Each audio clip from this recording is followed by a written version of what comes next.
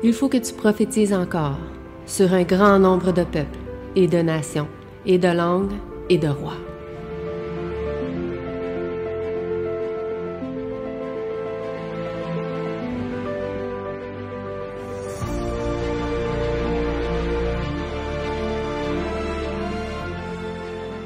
Partager la parole du Seigneur. Je remercie tout d'abord le Seigneur qui m'a donné cette possibilité. Et de plus, je remercie l'Église et par l'intermédiaire de son ancien Olivier qui m'a donné ce privilège d'être le porte-parole du Seigneur et de son Église ce matin. Donc, ce matin, nous allons ouvrir avec vous la parole de Dieu et moi, j'aurai le privilège un peu de témoigner ce que je ne fais pas souvent, la bonté de l'Éternel. Alors, le titre que vous voyez dans l'écran, c'est comment exprimer sa gratitude envers son Dieu. Il y a plusieurs façons de le faire. Peut-être chacun peut utiliser son propre moyen et tous les moyens sont bons, tous les moyens sont efficaces pour le faire. Et si vous voyez que je mets une gerbe de fleurs sur l'écran, c'est pas cette fleur que je voulais mettre, mais tous les autres gerbes que je voulais choisir, on m'a demandé de mettre ma carte de crédit pour pouvoir payer avant d'utiliser. Et j'aime pas toujours mettre ma carte de crédit sur l'Internet. Donc, c'est le geste qui compte. J'ai essayé de mettre une gerbe de fleurs qui était accessible. Donc, c'est ça qu'on va partager avec vous. Comment exprimer sa gratitude envers son Dieu. Donc, juste avant même de rentrer dans le sujet ou de mettre les versets principaux, j'aimerais invoquer le nom du Seigneur avec vous. Moi, je me prosterne à genoux et si vous voulez, vous pouvez prendre une position pour la prière. Notre Père bien-aimé, toi le Créateur du monde entier, le ciel et la terre et tout ce que la terre renferme sont l'ouvrage de tes mains. Nous bénissons ton nom de ce que tu nous as créé, tu nous as recréés en Jésus-Christ. Tu as fait de nous de nouvelles créatures. Et merci, même après avoir chassé l'homme du jardin avec fureur, mais tu as eu pitié de lui. Tu as pris soin de lui. Tu as fait un plan de réconciliation avec l'homme. Et maintenant, nous sommes devant toi comme des enfants de Dieu réconciliés. Nous avons été morts, mais nous sommes revenus à la vie grâce au sacrifice de ton Fils. Béni soit ton nom pour toujours. Ce matin, nous allons parler en ton nom. Nous te demandons d'utiliser notre voix et d'utiliser notre esprit, de mettre ton esprit sur nous en abondance, de telle sorte que ton Église soit nourrie, particulièrement la jeunesse, à travers le message de ce matin. C'est dans le nom de Jésus, ton Fils bien-aimé, nous te prions. Amen. Donc, comment exprimer sa gratitude envers le Seigneur, c'est ce sujet que nous allons aborder.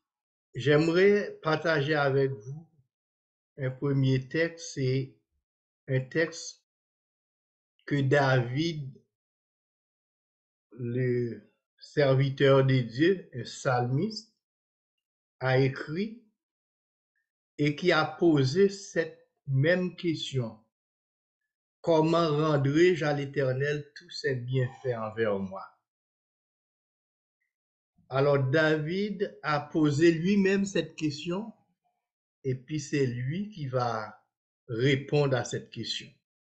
Parce qu'il a cette façon, sa façon à lui d'exprimer sa gratitude envers le Seigneur. Peut-être qu'il n'est pas ma façon, qui n'est pas ta façon, mais qui est sa façon propre. Alors, il a posé la question, comment rendrai-je à l'Éternel tous ses bienfaits envers moi? Comment puis-je exprimer ma gratitude envers le Seigneur? Tout ce que le Seigneur a fait pour moi, ils sont nombreux. Comment je peux retourner? Comment je peux rendre la réciprocité à l'Éternel? C'est tout ça que David a posé comme question dans le psaume 116.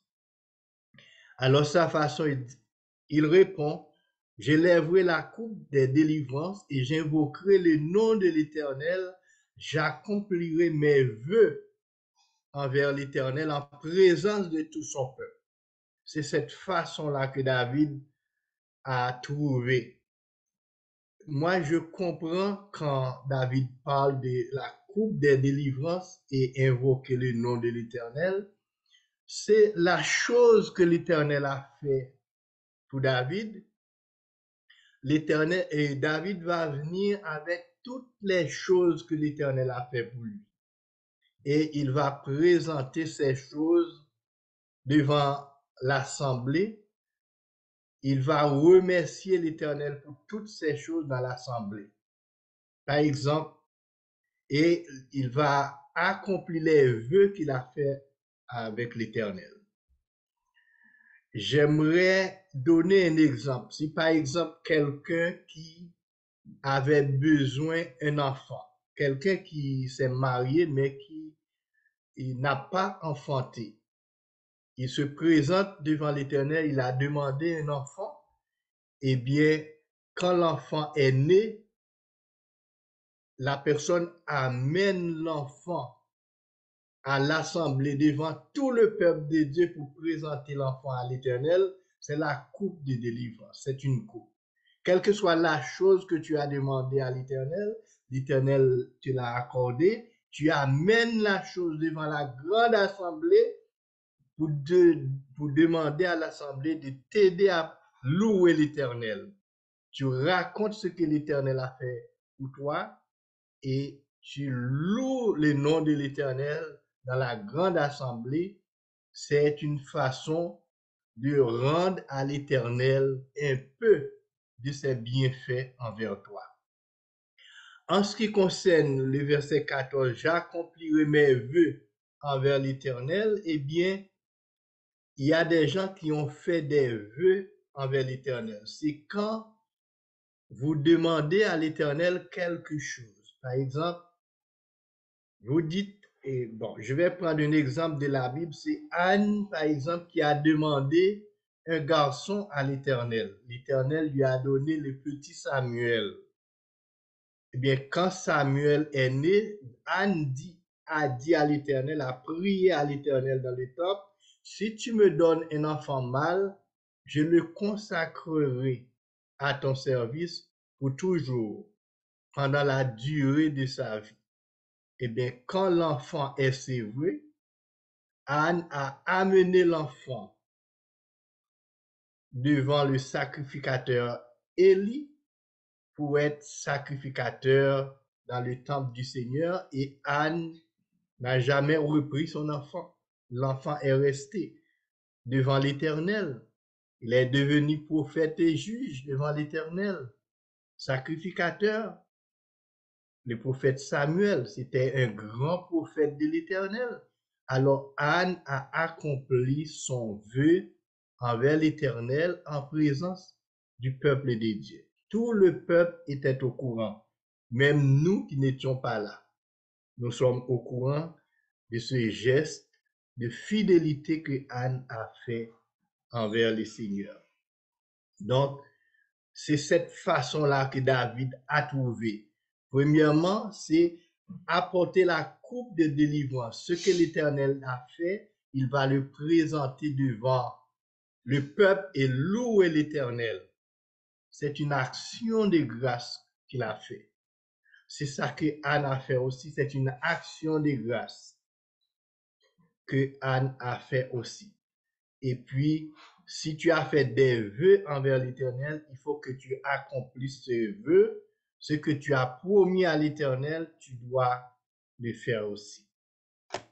Alors, nous sommes en Amérique du Nord, notamment aux États-Unis. Cette semaine s'appelle une semaine d'action de grâce ou bien Thanksgiving. Dans presque toutes les familles américaines, il y a une sorte de célébration d'action de grâce. Cette semaine, je crois que c'était jeudi, mais toute la semaine, c'est une semaine d'action de grâce. Il y a des témoignages, des prières de reconnaissance envers l'Éternel, car ce peuple se souvient de l'accueil et d'hospitalité que leurs ancêtres avaient reçu lorsqu'ils ont fui de la persécution religieuse en Angleterre pour venir dans cette nouvelle terre, en Amérique.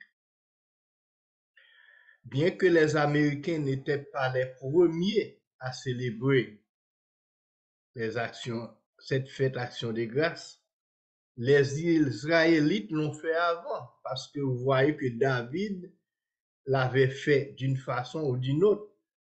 Il a raconté les bienfaits de Dieu, il a apporté les coupes de la délivrance, et si c'est des biens matériels qu'il a demandé, l'Éternel lui a donné, eh bien, il a partagé une partie envers l'Éternel.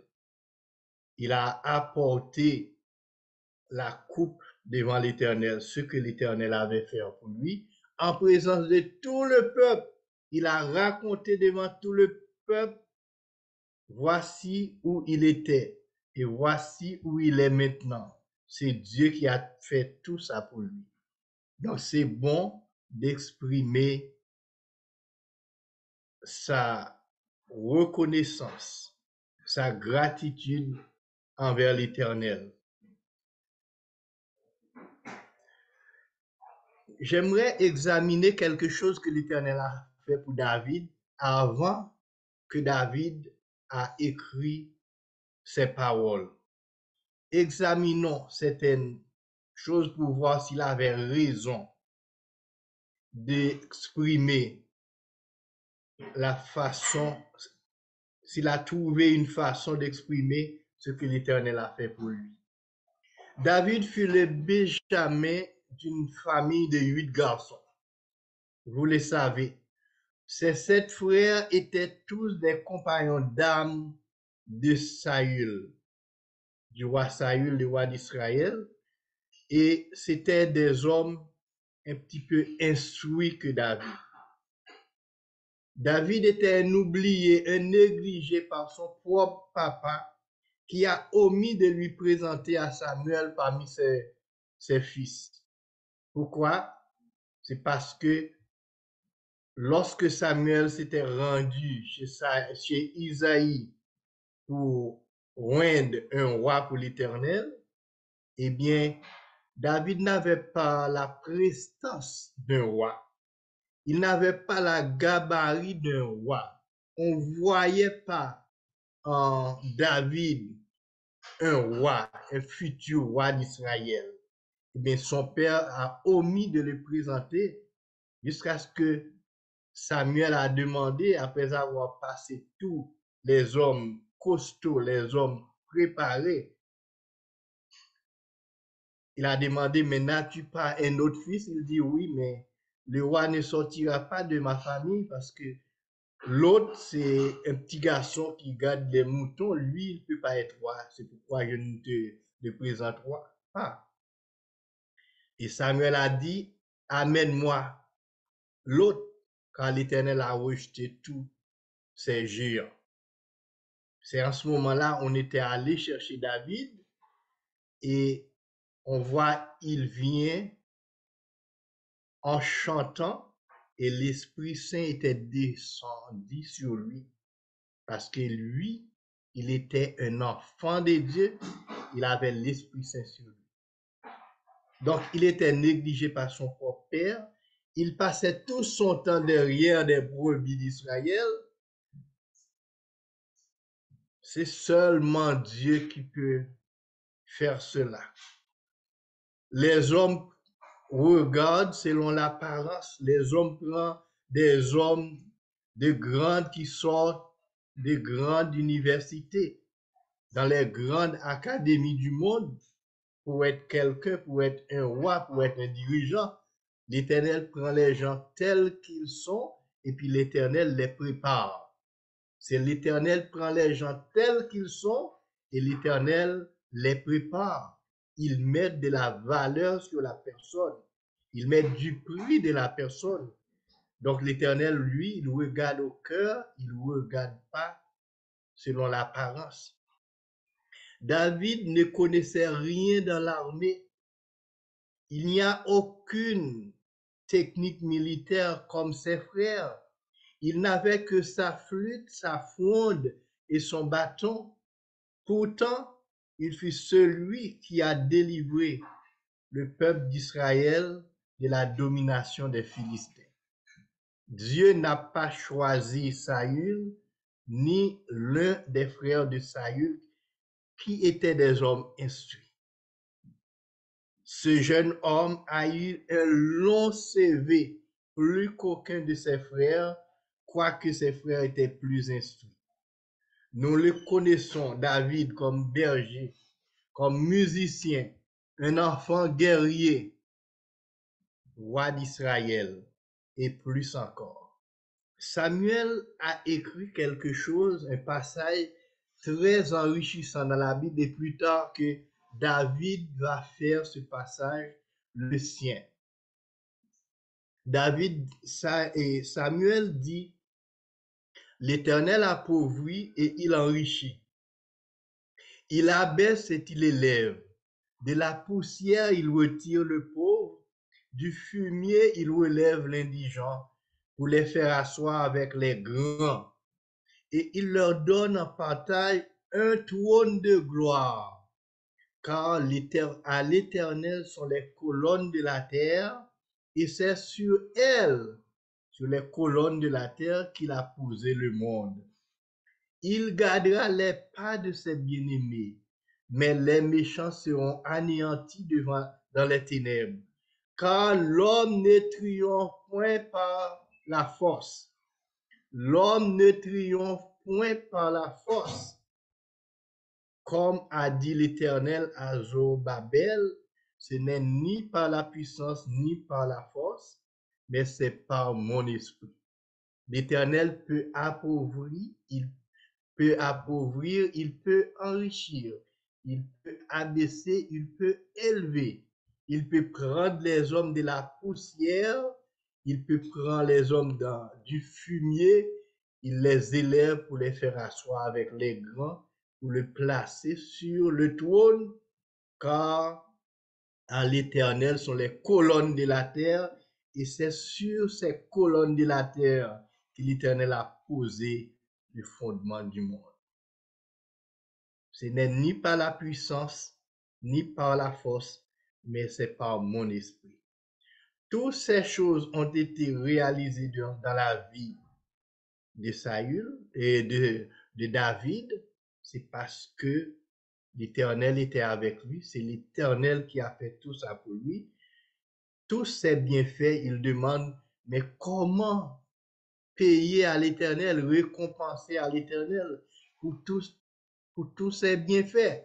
Et plus tard, il a inséré les mêmes paroles de Samuel dans un psaume qu'il a écrit, le psaume 113. David a inséré ces paroles qu'il apprécie beaucoup. Louez l'Éternel, serviteur de l'Éternel, louez le nom de l'Éternel. Que le nom de l'Éternel soit béni dès maintenant et à jamais, du lever du soleil jusqu'à son couchant, de l'Orient jusqu'à l'Occident, du nord au sud, de l'est à l'ouest, du nord au sud, que le nom de l'Éternel soit célébré.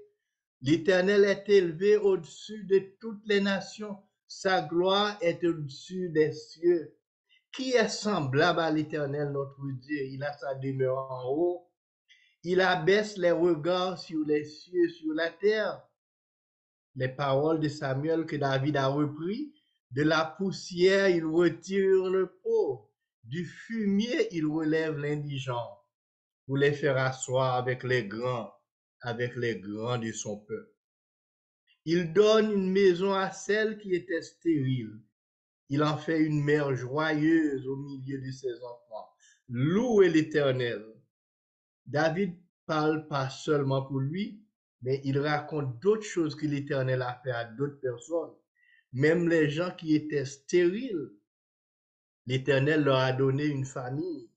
Des femmes qui étaient stériles, qui ne pouvaient pas enfanter, l'Éternel a fait d'elles une femme, des mères joyeuses au milieu de leurs enfants. L'Éternel est capable de faire tout ça. Et l'Éternel est capable de faire plus encore. Alors moi, ce que j'aimerais dire à vous qui m'écoutez ce matin, si l'Éternel est capable de faire toutes ces choses pour David, il l'a pris derrière des brebis de son père pour qu'il devienne le roi d'Israël. Et l'Éternel a fait d'autres choses que je vais vous raconter encore. L'Éternel est capable de les faire pour vous aussi, car notre Dieu est le même hier, aujourd'hui, éternellement. Notre Dieu ne change pas. La Bible dit devant lui, il n'y a aucune nombre de variation. Donc Dieu ne change pas ce qu'il a fait pour les autres, il est capable de le faire pour vous et pour moi aujourd'hui. On va continuer avec la suite du CV de David. La Bible dit, bon, Dieu déclare que David est le premier-né des rois d'Israël par sa prééminence et sa grandeur. Il était le plus grand roi d'Israël. On connaît son fils Salomon était très élevé dans la gloire. Mais la Bible dit que David était le premier-né des rois d'Israël. Alors, vous savez que le premier roi d'Israël était Saül. Mais la Bible n'a pas donné cette prééminence à Saül, mais à David. Dieu affirme et Samuel a confirmé que David était l'homme selon le cœur de Dieu, selon son humilité devant Dieu. David a toujours reconnu ses torts et se repent lorsque Nathan ou Gad ou l'un de ses voyants se présentait à lui pour apporter une parole de la part de l'Éternel. Quand il a péché, par exemple, dans l'affaire de Bathsheba, et bien David se repentait. Au lieu d'être en colère contre son voyant, il ne se mettait pas en colère, mais il s'était humilié devant Dieu et il s'est repenti. Il avait la pleine d'autorité. Il aurait pu tuer le prophète Nathan, comme Saül a fait. Saül a tué un sacrificateur de l'Éternel. Mais David s'est repenti parce qu'il s'est humilié devant Dieu. Et Dieu l'a trouvé comme l'homme selon son cœur. Il y a d'autres raisons pour lesquelles Dieu a appelé David l'homme selon son cœur. Dans 1 Samuel chapitre 13, versets 13 à 14, Samuel dit à Saül, tu as agi en insensé, tu n'as pas observé les commandements que l'Éternel, ton Dieu, t'avait ordonnés. L'Éternel aurait affermi pour toujours ton règne sur Israël. C'est ça, Samuel qui nous dit, si Saül ne s'était pas détourné des commandements de l'Éternel, l'Éternel aurait affermi son trône pour toujours. Son règne sur Israël serait affermi pour toujours. Cela veut dire le privilège de Saül était ôté et donné à David parce qu'il était l'homme selon le cœur de Dieu, l'Éternel n'a pas trouvé Saül comme un homme selon son cœur. Il a enlevé ses privilèges, il l'a donné à David. C'est pourquoi plus tard, David va bénéficier de cette promesse. Tu ne manqueras pas de successeurs sur ton trône durera à jamais. Mais pourquoi? C'est quel péché Saül a commis qui a occasionné à David de prendre sa place? Pourquoi Saül était destitué? Eh bien, les enfants d'Israël devaient présenter un sacrifice à l'Éternel. Et il attendait l'arrivée du sacrificateur Samuel qui devait présenter le sacrifice, car ce n'était pas le privilège d'un roi d'offrir un sacrifice à l'Éternel. C'est le sacrifice, ça relève de la fonction d'un sacrificateur. Saül qui attendait l'arrivée de Samuel et que Samuel tardait pour une raison ou une autre à arriver sur les lieux, eh bien Saül lui-même dit tout homme peut offrir un sacrifice. C'est un homme qui va venir. J'attends un homme, moi je suis un homme, je le fais. Et Saül dit amène-moi les brebis. Et Saül a fait le sacrifice. Quand Samuel était arrivé, le sacrifice était déjà fait. Et Dieu n'a pas accepté le sacrifice car Dieu n'a pas donné ce privilège, cette fonction à un roi, mais à un sacrificateur. Pour Dieu, chaque chose devait être à sa place. Dieu, après avoir refusé à maintes reprises d'obéir à l'Éternel, après avoir transgressé ou même piétiné les commandements de l'Éternel, l'Éternel trouvait que c'est assez. C'était la goutte d'eau qui doit renverser le verre et l'Éternel a mis un point final au règne de Saül comme roi. Et l'Éternel a choisi David. Et maintenant, ton règne ne durera point, dit l'Éternel. L'Éternel s'est choisi un homme selon son cœur. Et l'Éternel l'a destiné à être le chef de son peuple parce que tu n'as pas observé ce que l'Éternel t'avait commandé.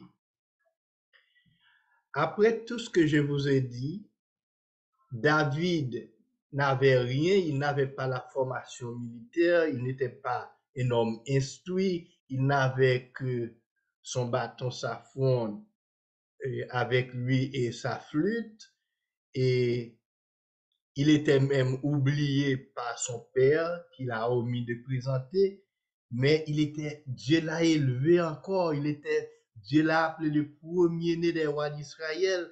Dieu a dit que tu es l'homme selon mon cœur. Et Dieu dit, le privilège que je devais donner à Saül, je vais te le donner. Et Dieu continue encore pour dire d'autres choses. David était l'homme à qui Dieu a fait la plus belle promesse en tant que roi. Voici ce que Dieu a dit de David. Voici la promesse que Dieu a faite à David.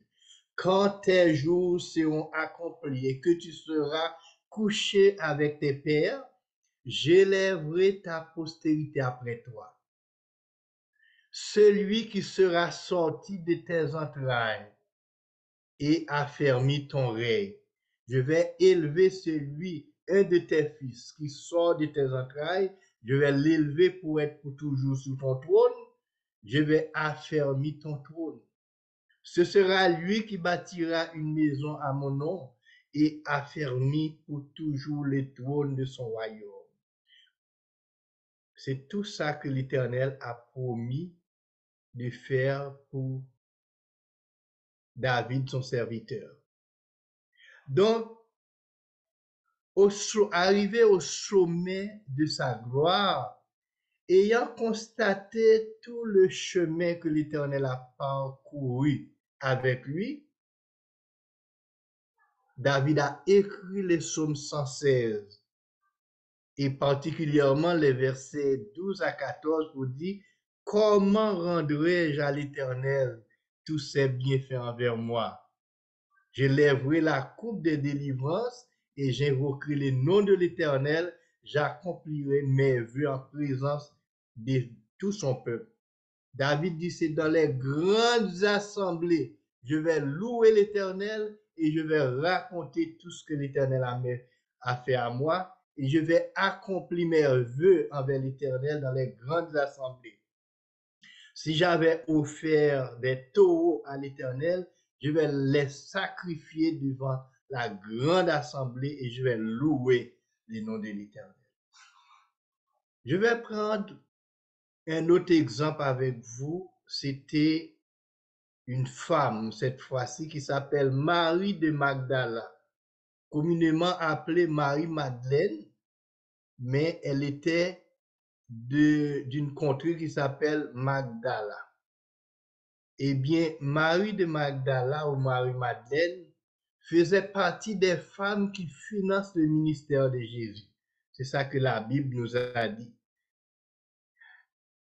Par suite des miracles que Jésus a fait dans sa propre vie, elle trouva une façon singulière qui n'est pas comme David l'a exprimé, mais d'exprimer sa gratitude envers son bienfaiteur qui est Jésus. Et Marie-Madeleine, vous le connaissez, c'était elle qui était la sœur de Lazare. La sœur de Lazare et de Marthe, qui était toujours au pied de Jésus. On dit qu'elle était une disciple silencieuse de Jésus. Et je lis pour vous, 6 jours avant la Pâque, Jésus arriva à Béthanie où était Lazare qu'il avait ressuscité des morts. Là, on lui fit un souper. Marthe servait et Lazare était un de ceux qui se trouvaient à table avec Jésus. Marie ayant pris une livre de parfum de nard pur de grand prix, oignit les pieds de Jésus et elle lui essuya les pieds avec ses cheveux. Et la maison fut remplie de l'odeur du parfum. Je mets des textes pour vous. Jean chapitre 12, 1 à 3, Luc chapitre 8, verset 2 et Luc chapitre 7, verset 36 à 40. Quelles étaient les raisons, les motivations de Marie-Madeleine pour qu'elle exprime sa gratitude publiquement pendant un souper, un repas qu'on donnait à Jésus à Béthanie? Je dois vous dire sincèrement, quand je fais d'autres recherches, le repas ne s'était pas donné chez Marie et Marthe. Marie-Madeleine ne l'a pas fait chez elle directement. C'était un pharisien qui donnait le souper à Jésus. Mais c'est à Béthanie, la famille, à Béthanie, Marie, Marthe et Lazare étaient invités. Mais ce n'était pas chez eux que le souper était donné. C'est chez le pharisien. Eh bien, Marie qui voulait faire un geste d'amour et de reconnaissance envers son maître, envers Jésus, envers son ami, eh bien, elle avait déjà préparé le cadeau, elle avait déjà acheté son parfum de nard, un parfum de grand prix. Moi, je ne connais pas ce parfum, mais il y a des gens qui achètent des parfums, qui connaissent les parfums. Mais ce qu'on a appris, c'est par Judas Iscariote, lorsqu'il se plaint du parfum, qu'il dit c'est un gaspillage. Mais c'est lui qui dit le prix qu'on aurait pu vendre le parfum. Judas a dit, on aurait pu vendre le parfum $300. Et peut-être en ce moment-là, $300, c'est peut-être 3 millions de dollars. Je ne sais pas comment Marie a pu accumuler cet argent pour préparer ce geste d'amour imparfait qui coûte très cher au, jusqu'à ce que Judas exprime un regret pour ce parfum, dit qu'on aurait pu le vendre et donner cet argent aux pauvres. Mais Jésus dit, vous avez les pauvres toujours avec vous, mais vous ne m'avez pas toujours. C'est pas un gaspillage. Elle peut faire ce qu'elle veut de son argent. Elle a honoré, et Jésus dit, elle a embaumé mon corps parce que on va pas m'embaumer avant de m'enterrer bientôt. C'est ça qu'elle a fait.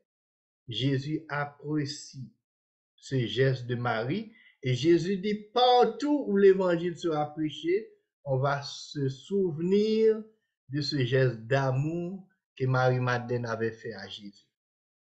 Marie-Madeleine n'a pas caché son amour, sa gratitude.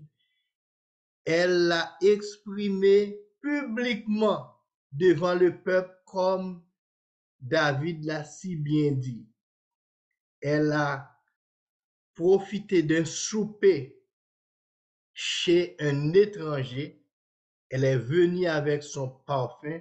Elle a lavé les pieds de Jésus et elle a essuyé les pieds de Jésus avec ses cheveux.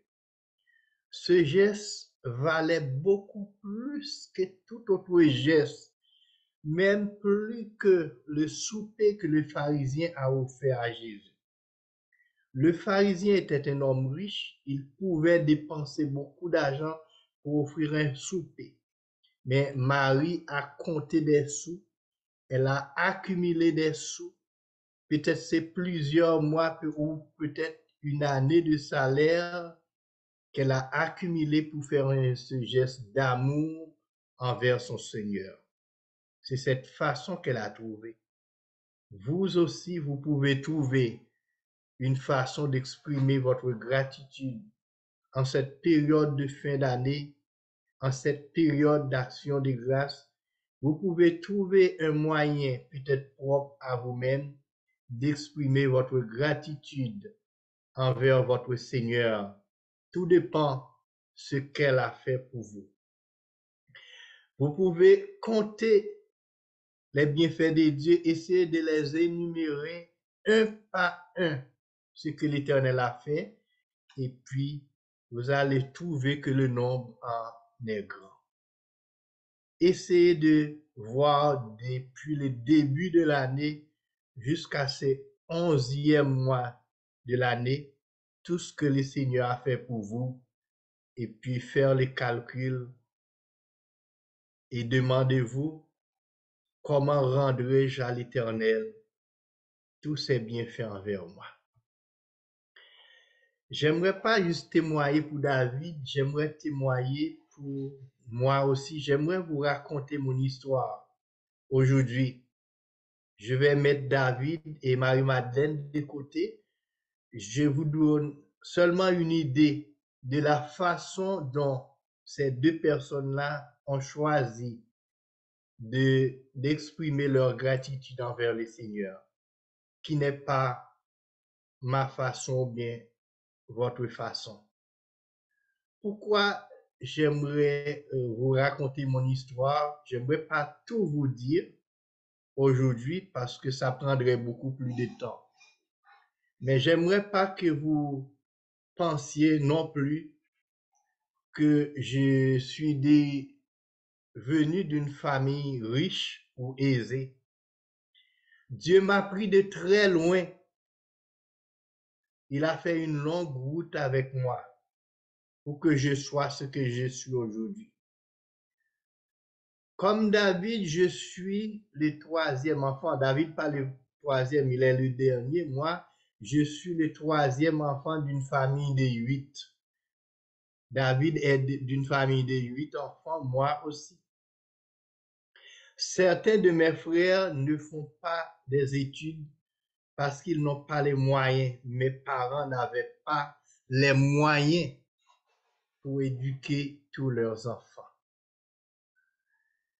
De très tôt, j'arrête mes études pour aller travailler parce qu'on n'a pas les moyens de payer mes études.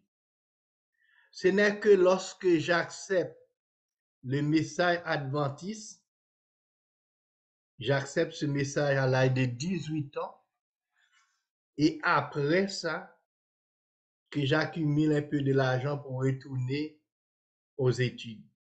Mais Dieu était à mes côtés. Son amour m'a conduit. Pour raccourcir, je vais partager avec l'Église le témoignage qui a changé le cours de ma vie pour toujours. Ce témoignage est aussi pour la jeunesse qui m'écoute maintenant, qui ne veut pas s'engager ou qui ont crainte, qui ont de la réticence de s'engager dans la cause de Dieu. En 1995, il y avait un embargo sur Haïti. Je mettais mes études universitaires sur pause, faute de moyens financiers. Je ne pouvais pas continuer. En ce moment-là, l'Église adventiste dont j'étais membre cherchait 3 jeunes hommes, jeunes garçons pour aller prêcher dans 3 localités différentes. Pour ceux qui connaissent Haïti très bien, eh bien, ces 3 jeunes garçons qu'on a choisis, un devait prêcher à Fermat, l'autre déjà doit prêcher à Montagne-Noire parmi les bourgeois et l'autre doit aller prêcher à Thomasin. Et puis moi, j'étais sollicité pour aller prêcher à Thomasin. Le directeur des activités laïques m'a approché et m'a demandé de me préparer pour aller prêcher à Thomasin. Il attendait la réponse le lendemain. Je rentrais chez moi aussitôt à la maison où je descends, je fais ma descente et je me mets à genoux pour prier Dieu. Et à genoux, je prie, je demande à Dieu, mais comment puis-je te refuser un tel service pour des raisons économiques? Tu as tous les moyens à ta disposition, l'or et l'argent sont à toi. Quelqu'un qui quitte l'école parce qu'il ne peut pas payer ses études, quelqu'un qui n'a pas un emploi, qui ne travaille pas et qui n'est pas sous la responsabilité de ses parents, loin de ses parents. Mes parents sont à l'asile dans le sud et puis moi je suis à Fermat aux environs de Port-au-Prince. Je n'ai personne. Je ne peux pas continuer avec mes études. Mais on m'a choisi pour aller prêcher dans un endroit où les gens sont très privilégiés.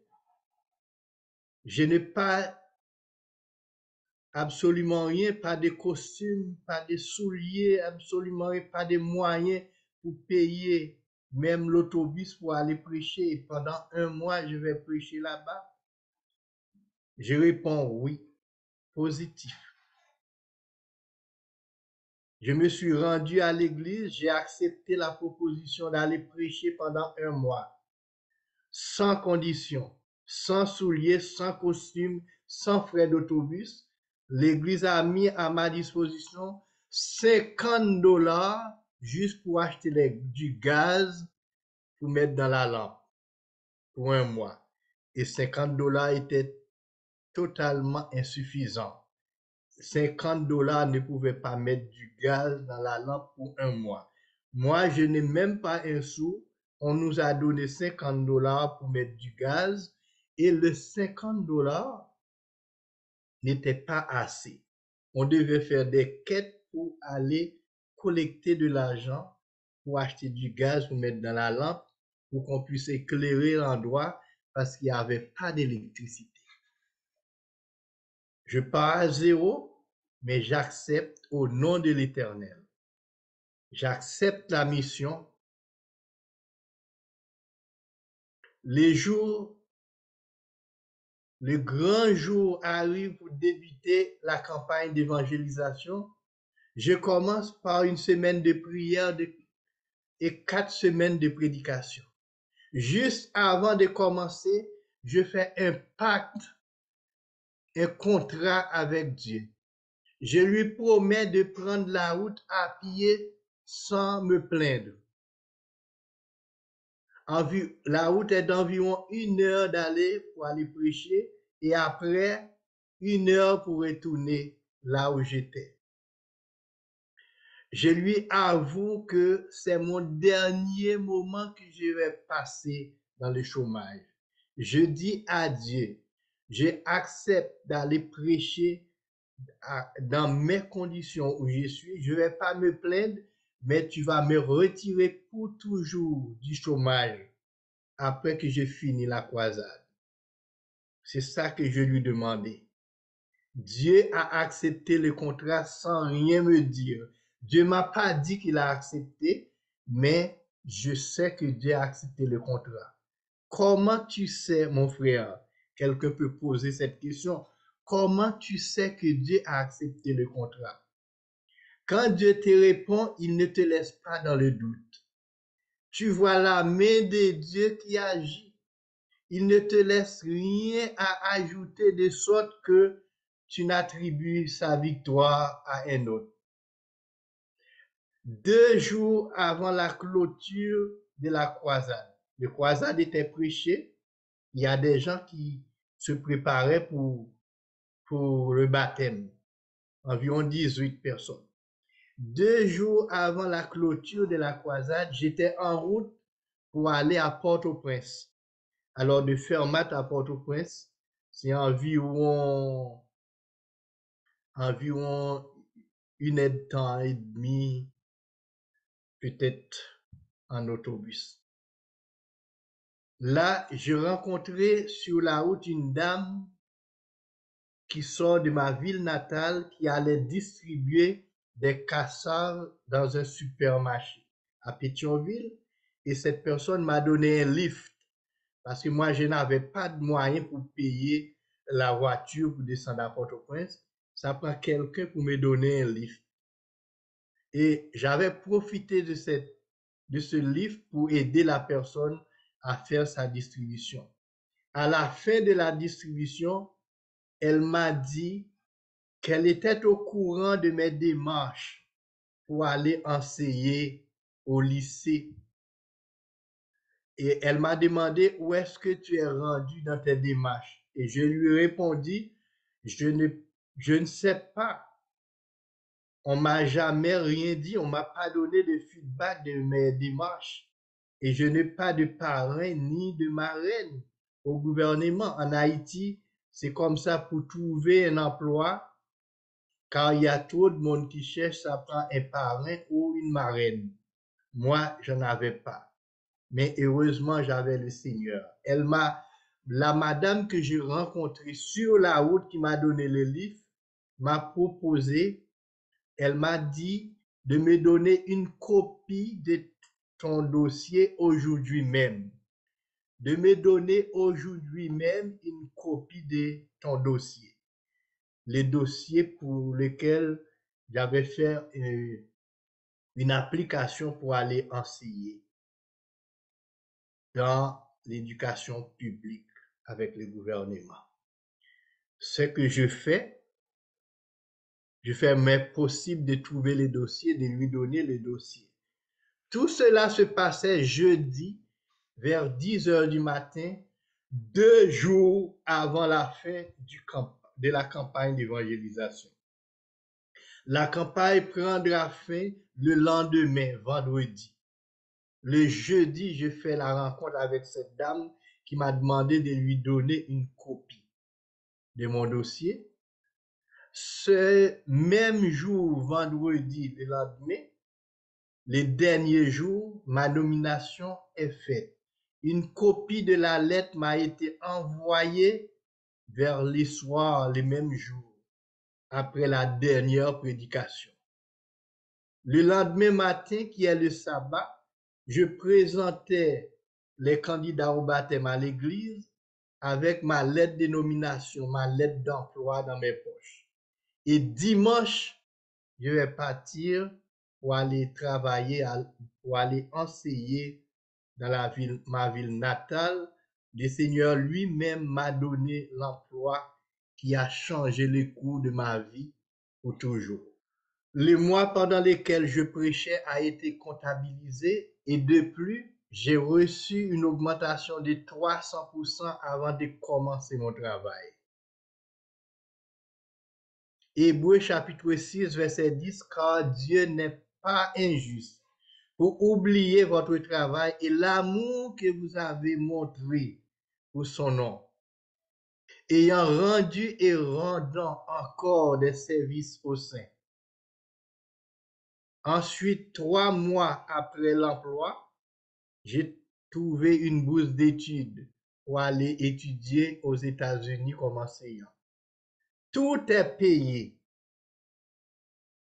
Et de là, toutes les portes du monde étaient ouvertes devant moi. Et je suis très reconnaissant à mon Dieu qui m'a pris en charge depuis lors. Dieu a fait toutes ces choses pour moi, ces grands miracles. Est-ce que vous comprenez ce que je vous explique? Je fais un pacte à l'Éternel avant que j'allais prêcher. Je prêchais et les jours que je dois terminer la croisade d'évangélisation, ma lettre de nomination est rentrée. Le lendemain samedi, je présente les jeunes qui vont être baptisés à l'église. La lettre était dans mes poches et le lendemain, après avoir présenté les enfants à l'église pour être baptisés, dimanche, je quitte les lieux pour aller enseigner, pour aller dans mon travail que le Seigneur m'a donné. C'est ça que je avais demandé au Seigneur, que je ne retourne plus dans le chômage après avoir travaillé pour lui. Et c'est ça que l'Éternel a fait. Non seulement je trouve le travail, mais je trouve le mois pendant lequel je travaille, on a décidé de me le payer. Je ne sais même pas pourquoi. Et je trouve une augmentation 300%. Quand je suis arrivé au lycée, il y avait une grève des professeurs. Je ne travaille pas. Je trouve l'augmentation de 300% avant même que je commence à travailler. Je dis béni soit l'Éternel pour tous ses bienfaits envers moi. Pour conclure, Dieu est le même hier, aujourd'hui et pour toujours. S'il l'a fait pour moi, il a changé le cours de ma vie, il le fera pour toi et pour lui aussi. Il le fera pour vous autres. Chers jeunes, adultes, garçons ou filles, où que vous soyez, en Amérique comme en Afrique, Dieu est celui qui appauvrit et qui enrichit. Il est celui qui élève et celui qui abaisse. De la poussière, comme dit David et Samuel, il relève l'indigent. Du fumier, il retire les pauvres pour les faire asseoir avec les grands de son peuple. Ce n'est ni de l'Orient ni de l'Occident que vient l'élévation. Ce n'est ni par la force ni par la puissance, mais c'est par l'Esprit de Dieu. C'est la bénédiction de l'Éternel qui enrichit. Jeune homme et jeune femme, vous qui souhaitez trouver un sens à la vie, si vous avez visé haut et grand, ayez comme modèle David, Joseph, Moïse, Esther et j'en passe. Ne faites pas marchander votre service pour Dieu. Mettez-vous disponible à son service et vous verrez de quoi sa main est capable de faire pour vous. Quelle que soit votre situation et l'endroit où vous trouvez, même si vous êtes dans la misère, dans la pauvreté, Dieu est capable de vous élever. Il est capable, comme il a fait pour David, le dernier de sa famille, le plus méprisé même par son père et ses frères. Mais il est devenu le plus grand roi d'Israël. Et comme Dieu l'a fait pour moi, je ne savais pas un jour que j'allais visiter aux États-Unis. Je ne savais pas un jour que j'allais visiter le Canada. Je ne savais pas un jour que je pourrais voyager. Mais Dieu a fait tout ça pour moi gratuitement. Et Dieu a fait plus de choses encore que je ne peux pas vous expliquer aujourd'hui. Mais il est prêt à les faire pour vous aujourd'hui ou plus tard, car Dieu ne change pas. Mais ta confiance en lui, recommande ton sort à l'Éternel, mets ta confiance en lui, et l'Éternel agira. Et lorsque l'Éternel le fera pour toi, tu témoigneras, tu exprimeras ta reconnaissance envers lui. Tu fais une fête d'action de grâce en présence de tout le peuple de Dieu. Tu vas raconter ce que l'Éternel a fait pour vous. Que le Seigneur vous bénisse. Amen. J'aimerais terminer par une courte prière. Êtes-vous là? Est-ce que vous m'entendez? Oui, c'est bon. Notre Père bien-aimé, nous aimerions te remercier pour tout ce que tu as fait pour nous autres. Moi, personnellement, tout ce que tu as fait dans ma vie, tu m'as relevé de la poussière, tu m'as pris du fumier pour me placer parmi ton peuple. Et je sais que tu es prêt à le faire pour tous ceux qui m'écoutent aujourd'hui et pour ceux qui vont écouter le message à travers d'autres moyens. Il y a des jeunes qui sont vraiment démunis, mais leur élévation ne dépend pas du continent dans lequel ils sont nés, même s'ils sont en Afrique, le continent qu'on dit le plus pauvre. Tu es capable de l'élever, tu es capable de lui donner, de le faire prospérer, de lui donner des moyens économiques, financiers et tout autre. Car tu es celui qui élève et qui abaisse, celui qui est appauvri et qui enrichit. Nous te recommandons, Seigneur, la jeunesse de ton peuple ce matin. Nous te demandons de les bénir, d'ouvrir leur intelligence, de permettre à ce qu'ils collaborent avec toi dans ton œuvre du salut. Et il verra ta gloire s'élève sur eux. Papa, nous te prions ce matin de nous renvoyer ici avec ta paix, de permettre à ce que nous soyons bien servis par ton esprit. Dans le nom de Jésus, ton Fils bien-aimé, nous te prions. Amen. Merci d'avoir écouté cette vidéo. Si vous désirez rejoindre l'œuvre au Québec, veuillez nous contacter par email à asjh1889 de Terrebonne @gmail.com et via Facebook à @asjh1889 de Terrebonne. Merci à vous et que Dieu vous bénisse.